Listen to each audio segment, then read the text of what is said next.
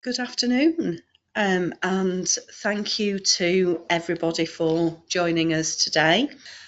Before we start, just by way of an introduction, my name is Andrea Shepherd and I am the Senior HMI responsible for teacher development here at Ofsted. And I have on the screen with me my colleague Sarah Glanville, who is our policy lead within the teacher development team.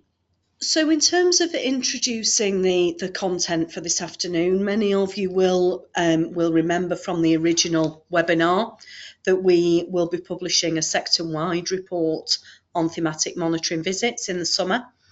But we thought it would be useful to give just some initial high-level findings from the early visits.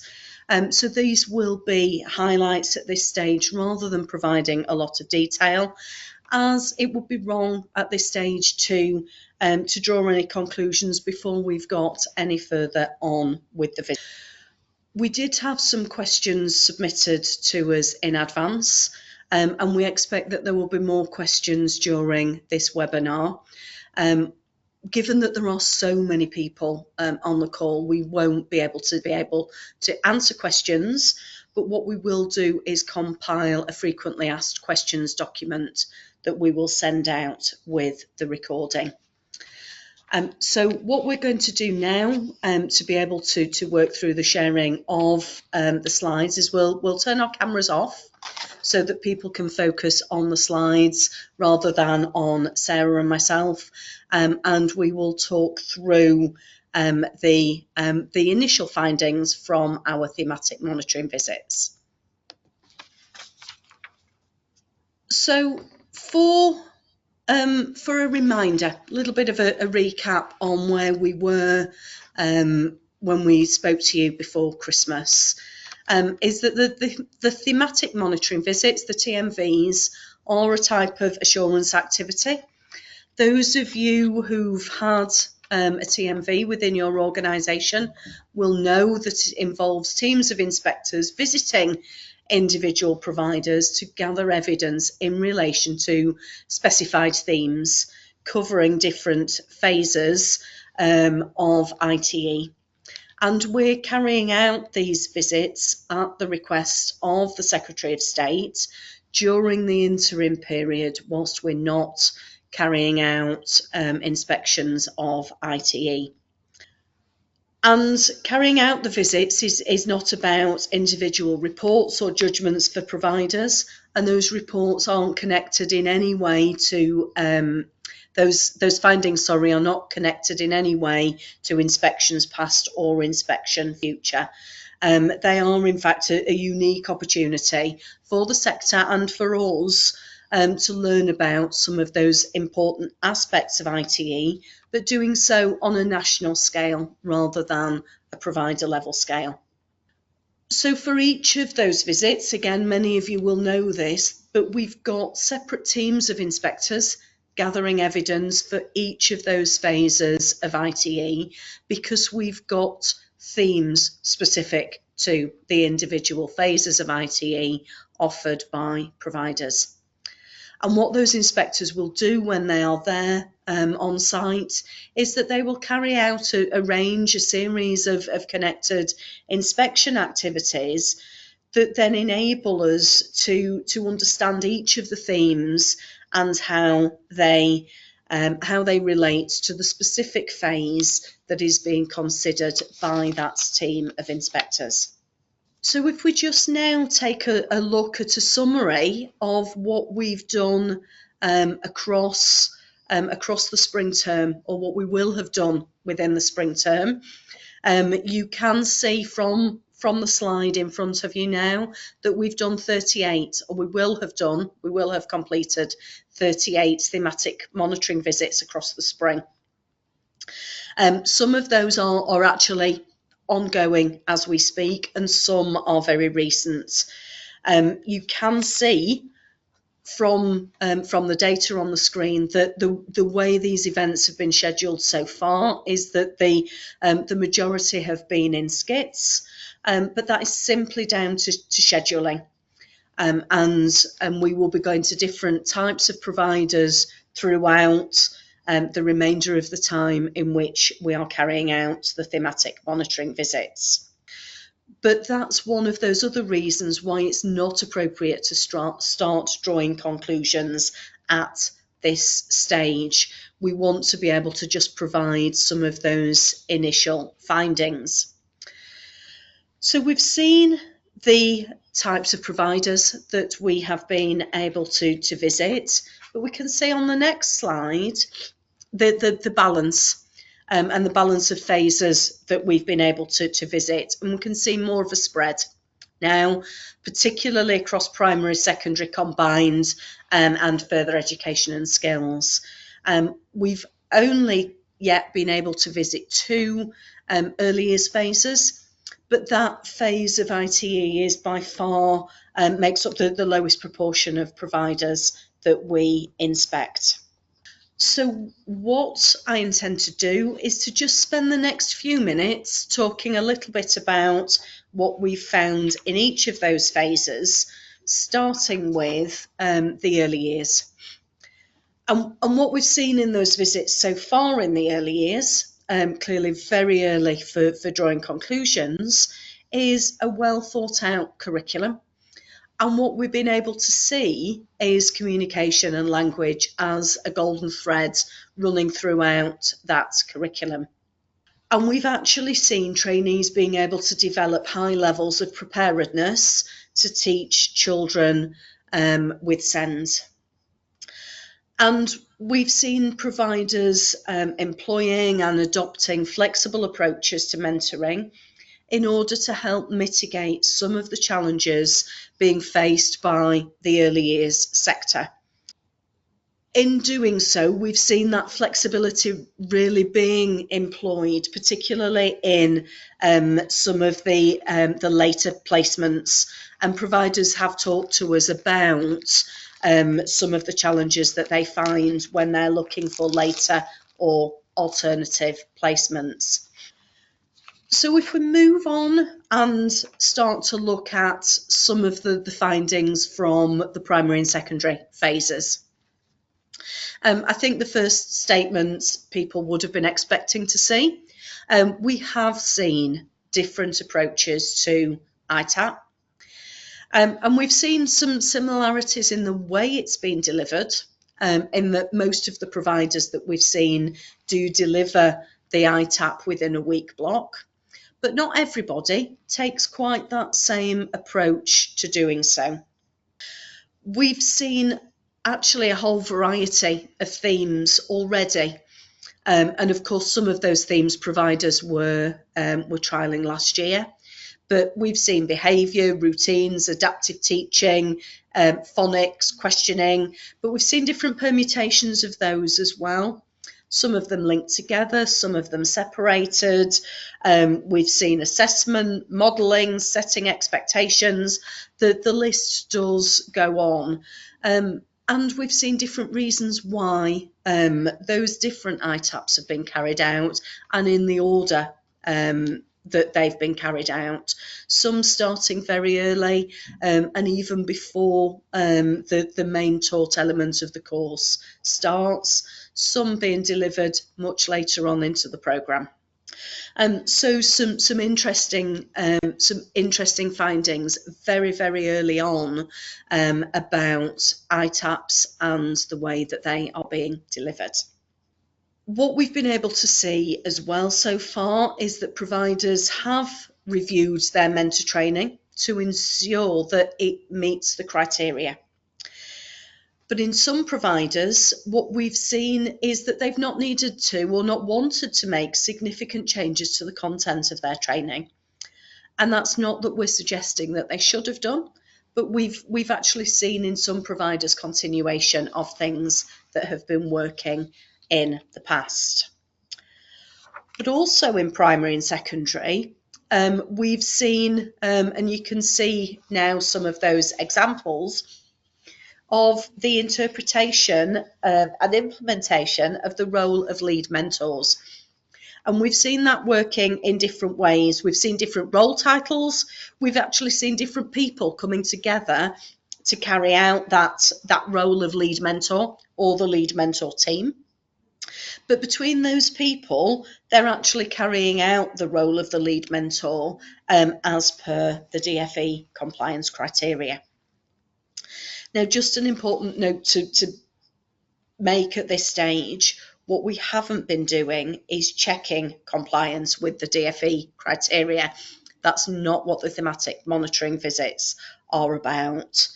But one of the things that we have seen that's still a challenge, and some providers say they are still working on, is to increase the levels of consistency in terms of mentor awareness of what has been happening on ITAPs.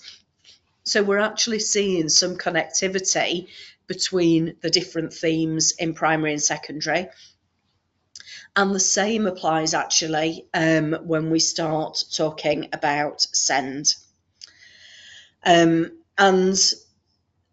the focus on SEND is another area in which I personally am looking forward to seeing more and to be able to share more detail in the final report in the summer. But what we've seen for the most part around the preparedness of trainees to teach pupils with SEND is that for the most part there are clear expectations around SEND in the curriculum. We've seen providers applying different models. We've seen some examples of providers front-loading content. We've seen other examples of providers building in weekly SEND-related topics. We've seen expectations, for example, that every subject-specific session needs to have within it an element of the application of adaptive teaching within those individual sessions. And as you will see from the next slide, we've seen examples as well of providers using experts to contribute to and to teach aspects of their curriculum for SEND. And those experts might come from within their organisation, or those experts might be people that they've brought in from the outside to be able to help with the delivery and to bring their expertise to share with the trainees. And actually we can see the similarities in the way that that's happening for SEND to the way that that's happening for some of the ITAPs. And we're seeing different approaches in different providers as to, at this stage, the levels of confidence in going out and sourcing experts to come and deliver. Now, in some cases, and this is only in a small number, we have seen a little bit of disconnect between what the trainees understand about teaching pupils with SEND to some of the messages that their mentors might have. And sometimes that's also a disconnect in terms of the perception of the trainee of their preparedness, as those trainees have not yet necessarily had the chance to practice what they have been learning about. So from those initial three themes, one of the earliest observations is in fact an intertwining of our findings across the themes and between the themes within primary and secondary. And also in those primary and secondary phases, what we've seen is a whole variety of different partnership models that have been set up between accredited providers and now their networks of lead partners. From lead partners who deliver the curriculum in its entirety to lead partners who might be involved in just a small part of that.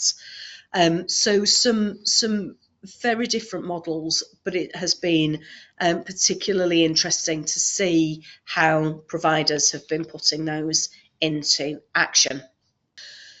So moving on now from primary and secondary to what we've seen in ITE for further education and skills.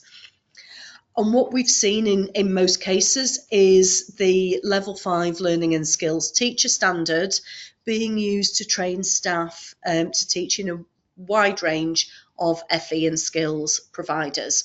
and recognising in where those trainees are coming from, the breadth and depth of FE and skills provision.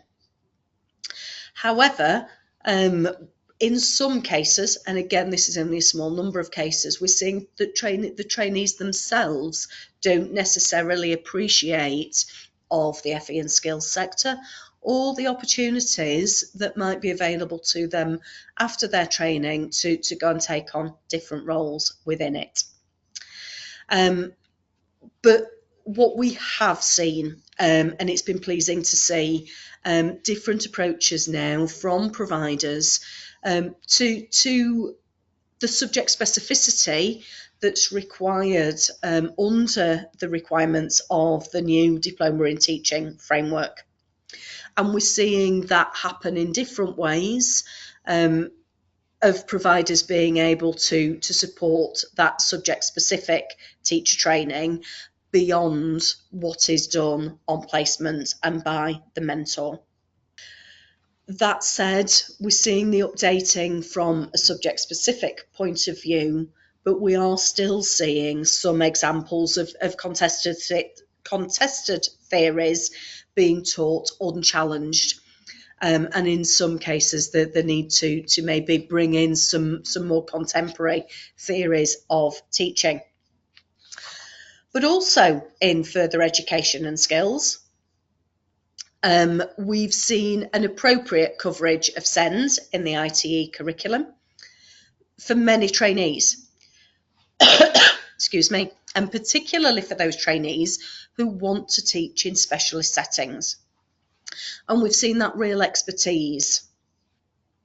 But some providers have said to us that they have a recognition of the need to improve the way in which they prepare the trainees who want to work in those non-specialist settings, or who might need to work with just one or two learners in their class who have additional needs.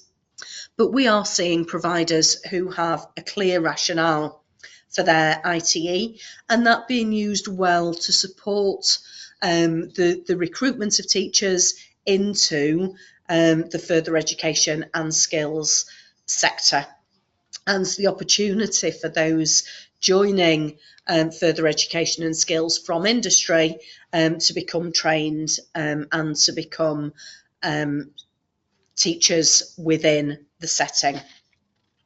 We've seen just minimal examples of trainees who actually really want to teach in other phases of ITE.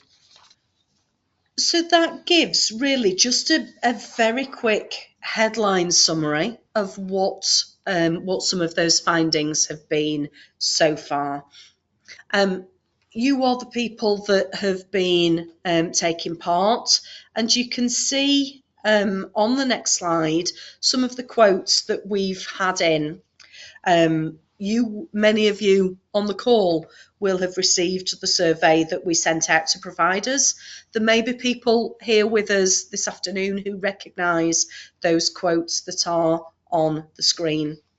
But we have had some positive feedback from providers about how the TMVs have helped them to be able to reflect, and how they've been able to have professional dialogue with inspectors throughout the process. Now, we have, of course, learnt and reflected on what we're doing as well, and we will make sure that in our ongoing training for inspectors, we will make sure that those inspectors do have the confidence to be able to facilitate a flexible and a collaborative approach to make sure that there is that professional dialogue and a more collaborative approach to the questioning and the identification of evidence. So that's the TMVs. We can't possibly talk at the moment about just the TMVs. We do need, of course, to give you a reminder about our consultation and the work that we've got going on within the different remits. But of course, specifically for the purposes of this afternoon, in relation to initial teacher education. And we have out there a proposal for changes that will impact on all remits. And you can see on the next slide that we've got proposals for new report cards and more information about a provider's strengths and areas for improvement. In the consultation, you will see example report cards as they apply to the school's remit. We've not got the ITE ones as part of the consultation, but what you will see on our website is the toolkit as that applies to ITE, and the proposal for the application of that using a 5-point grading scale. So inspectors will apply those toolkit evaluation areas, the themes and the standards, but tailoring what they're doing to each provider's context. So those are the things that we're doing that impact on all remits. And if we just narrow things down now a little bit to focus on what the proposals mean for initial teacher education, we can move on to look at that and look at our proposals then to grade each phase. And you can see that on the next slide, we will propose to grade each phase, the early years, the primary, the secondary, and the further education phases in the same way as we have been doing in our current framework. We will continue to include the core content framework and the relevant occupational standards in our inspections. And for those of you who have looked at the toolkit so far, you will have seen links to those documents and links to the websites where those documents are held within the toolkit. So they will continue to be part of the work that we do. But there are things in initial teacher education that we are proposing to change. And some of this you will see that applies to other remits as well. So for example, we propose to have a nominee, and this person will oversee all phases during the inspection. But in some providers, there might also be a nominee. There might also be the need to have a nominee for each of the individual phases. What we also propose is that phase inspectors will be able to conduct inspection activity jointly with provider staff where that is possible to do so. And inspectors will judge whether compliance and safeguarding are met or unmet for each phase of initial teacher education that a provider has.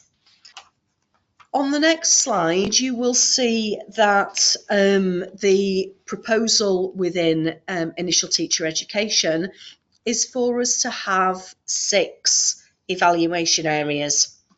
And the proposed evaluation areas in all remits have been selected because they represent the component parts of great education provision.